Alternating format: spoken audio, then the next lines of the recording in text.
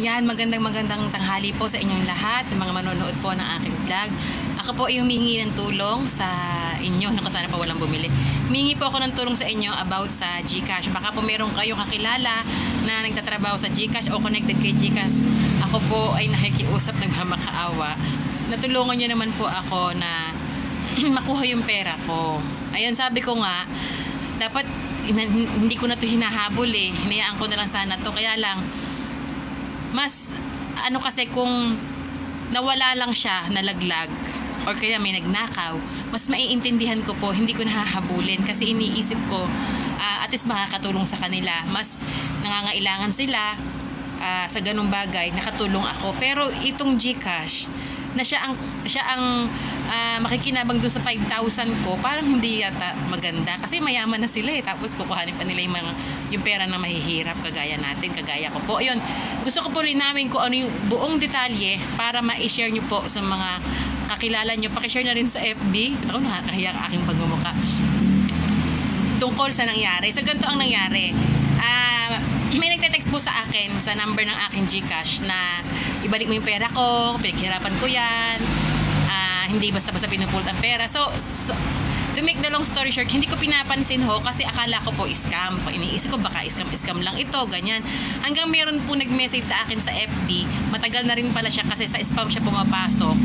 Ay, sa spam basta doon sa hindi naman nakikita sa messenger. Biglang napag kung magkukut-kut ng cellphone, pinuntahan ko po yung mga request friend, ganun. Hanggang nakita ko po yun, sabi niya, ikaw po ba may-ari ng GCash number na to? Sabi ko, oo, bakit mo yan alam? Saan mo nakuha? Hanggang sinend po niya sa akin yung, sabi niya, ibalik mo yung pera ko, pinaghirapan ko yan. Sabi ko, kuya, sabi ko, wala akong inaano sa pera mo. Lahat naman tayo nagpapakahirap para kumita. Sabi ko gano'n. Tapos sinend niya po sa akin yung confirmation ng GCash na nakalagay, you have sent 3,000 to 0936 bla bla bla. So ko, oo nga, ako nga yan at nasa akin nga. Tinignan ko rin po sa record ko kung meron akong nakitang ganong transaksyon at nakita ko po na may dumating nga po talaga sa akin 3,000. So sa madaling salita, natawa ako sa tao, natakot ako kasi ayoko po na nanlalamang, ayoko rin po na meron akong nayayapakan tao. Binalik ko rin po agad nung time na yun na nag-uusap kami yung 3,000. So, ibig sabihin, clear na po. Wala na siyang hinahabol sa akin. And then, after ko masend sa kanya, dahil nagtanong-tanong ako kung paano nasend sa akin, doon ko lang po nalaman na may nag-cash out po pala sa akin nung isang araw na lalaki. Dahil din po sa sinabi niya na hindi daw po siya ang gumamit ng GCash niya. Meron daw pong gumamit ng GCash niya at yun nga daw po ang gumamit ng GCash sa akin kinash. So, ibig sabihin po, nalugi ako at nawalan ako ng 3,000. Sabi ko naman po dun sa kausap ko, dun sa may pinaka nagre-reklamo na okay lang, at least nakatulong. Mahalaga, walang niloloko, walang tinatapakan tao. Basta't gumawa lang ng mabuti. Kasi ang Diyos naman nandyan nakatunghay sa atin. Sabi ko po dun sa totoo may-ari ng GCash. Tapos, after a week, biglang hindi na po gumagana yung GCash ko. May laman pa po siyang 5,000 mahigit. So sabi naman po ng agent na meron daw pong inaayos ng GCash, under maintenance. So hinihintay ko siya. Lahat naman po ng may GCash na kakilala ko ay okay ang mga GCash. Hanggang tumawag na po ako sa hotline nila. And then, yun nga po, kakatawag ko, nagpapasend po sila sa akin ng picture, ng ID, ng SIM card, selfie, ang dami. Ginawa ko po lahat.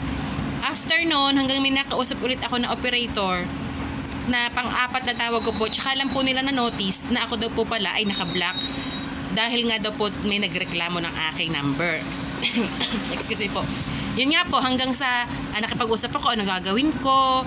Ang sabi po nung nakausap ko, kailangan daw po ay makausap ko yung mismo nagpa-block para tumawag sa hotline nila at sila daw po yung magpapa-cancel ng kanilang reklamo sa akin. And then kinausap ko naman po at sila naman po ay nakapag-cooperate, kaso lang ang hirap tumawag sa GCash dahil hindi po lahat ng number ay naipantatawag at ang tagal pong sumagot ng GCash. Hanggang, syempre po, kinulit-kulit ko pa rin dahil sayang ang pera.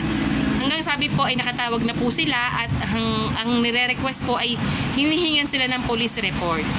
Ayan, police report. Hanggang sabi ko, Siyempre naman po, di ba, ang tao hindi naman na talaga ganun ka porsigidong ayusin dahil ala ng kailangan. Hindi na mag-e-effort para ayusin pa yung dapat ayusin. Kaya sabi ko, bakit ba nung nag-block kayo ng number ko o nung nagreklamo ba sila, humingi kayo ng police report? Hindi naman po sila hingi ng police report. At binlock nila yung aking GCash nang walang kahit na ano. Tapos ngayon po, na inaayos ko, kinukuha ko yung pera ko, ang dami nilang requirements. Excuse me po. Tapos, hanggang ngayon nga po, hiningan ng police report, hindi pa naman po ata nakakakuha ng police report yung tao na yun. Magkapatid po kasi sila. Hanggang tumawag po ako sa GCash ulit, na kung po pwede, yung letter na lang ng tao at magkasend ng ID, picturean, sinend ko sa email nila. Ginawa ko po yun, ginawa din naman po ng tao na yun, ayaw pa rin po nilang i-approve. Kailangan daw po ipanotaryo at papirmahan ko yung tao na yun at tsaka ako. Paano naman pong mangyayaring pipirma? Hindi ko nga po kilala yung tao na yun. Di po ba para nakakawinta ng GCash? Hindi, ang kaso lang naman nila, kaya ako binilak, dahil may nagreklamo, dahil napunta sa akin yung 3,000. Since ibinalik ko naman na, so yung 5,000 na yun, pera ko na yun, wala nang reklamo doon, ba't hindi nila maibalik? At ang point din po doon is, nagbinlock nila yung GCash ko dahil lang sa isang ebidensya, yung confirmation ng GCash. Hindi ba nila iniisip na may nag-cash out sa akin? Agad nila akong binlock ng ganun-ganun lang dahil lang may nakita silang isang requirements na binigay nung nagreklamo, yung confirmation ng GCash. Ngayon, hindi ba nila pa pwedeng tignan yung mga file nila na nag-send din ako ng 3,000 para ma-retrieve na yung account ko?